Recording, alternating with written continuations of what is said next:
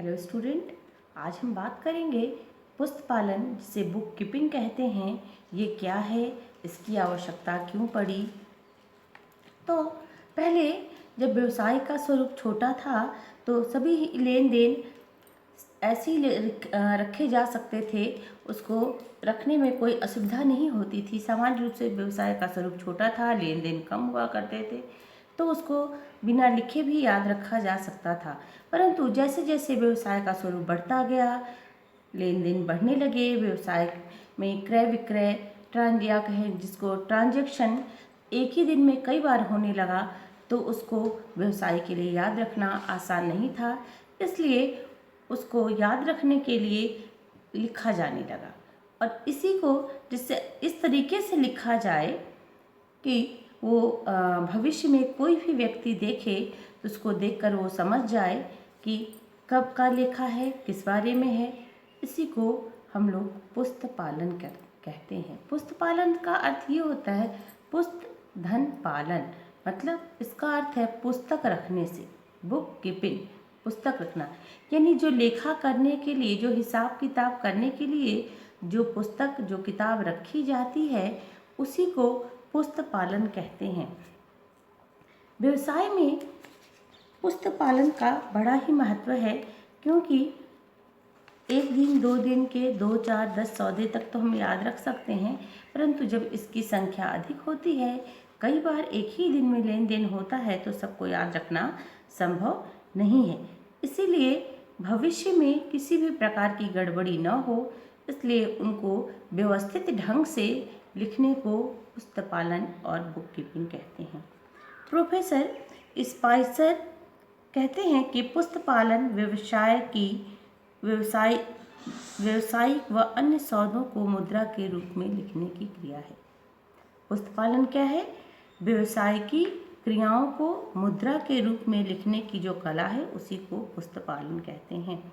या कहें कि पुस्तक पालन वह नींव है जिस पर कि वर्तमान व्यापार का ढांचा टिका हुआ है।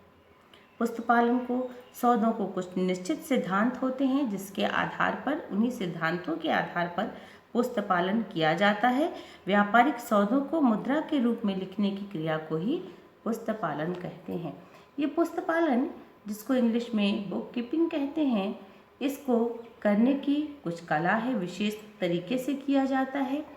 इसके कुछ अपने सिद्धांत हैं, उन्हीं सिद्धांतों पे पुस्तक पालन किया जाता है। इसलिए पुस्तक पालन को कला और विज्ञान भी कहा गया है, क्योंकि इसके करने के कुछ विशेष तरीके होते हैं, जिस कारण इसे कला कहा गया है। और इसके कुछ प्रमाणित सिद्धांत हैं, उन्हीं सिद्धांतों पे पुस्तक पालन किया जाता है, इसलिए इसे विज्ञान और कला दोनों ही कहा गया है। Book keeping is an art और साइंस। अब वही बुक कीपिंग की, पुस्तक पालन की प्रणालियों के बारे में समझेंगे। पुस्तक पालन तो वैसे कई तरीके से किया जा सकता है। अगर व्यवसाय का स्वरूप छोटा है तो आप अपने हिसाब से कर सकते हैं, परंतु उससे कहीं भी वो मान्य नहीं होगा, उससे भविष्य में आपको दिक्कत हो सकता है। भारत में सबसे पहले क्षेत्रीय भाषाओं में व्यापार किया होता था, क्षेत्रों के हिसाब से व्यापार होता था, तो उन्हीं भाषाओं में बही खाते भी लिखे जाते थे, जिसे भारतीय बही खाता प्रणाली कहते हैं। परंतु ये प्रणाली सिर्फ भारत तक ही मान्य है, और भारत के कुछ राज्यों में ही ये चलन में है। या कहें कि अब ये भी परिवर्तित होता जा रहा है।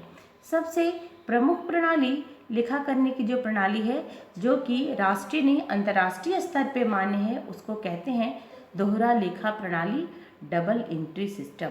इसके अलावा एक और भी प्रणाली है लेखा करने की, जिसे एकहरा लेखा प्रणाली और सिंगल एंट्री सिस्टम कहते हैं। ये कुछ प्रणालियां हैं जिनके तहत इनमें से किसी भी प्रणाली के आधार पर आप लेखा रख सकते हैं, परंतु अभी विश्व में जो सर्वाधिक प्रचलित प्रणाली है वो दोहरा लेखा प्रणाली है, जिसे डबल एंट्री सिस्टम कहते हैं। इसमें व्यवसाय के दोनों पक्षों का लेखा जोखा रखा जाता है। दोनों पक्षों में लेखा किया जाने की वजह से इसे दोहरा लेखा प्रणाली, डबल एंट्री सिस्टम कहते हैं। धन्यवाद। यदि आपको मेरा वीडियो अच्छा लगे तो इसको लाइक, सब्सक्राइब करना ना भूलें।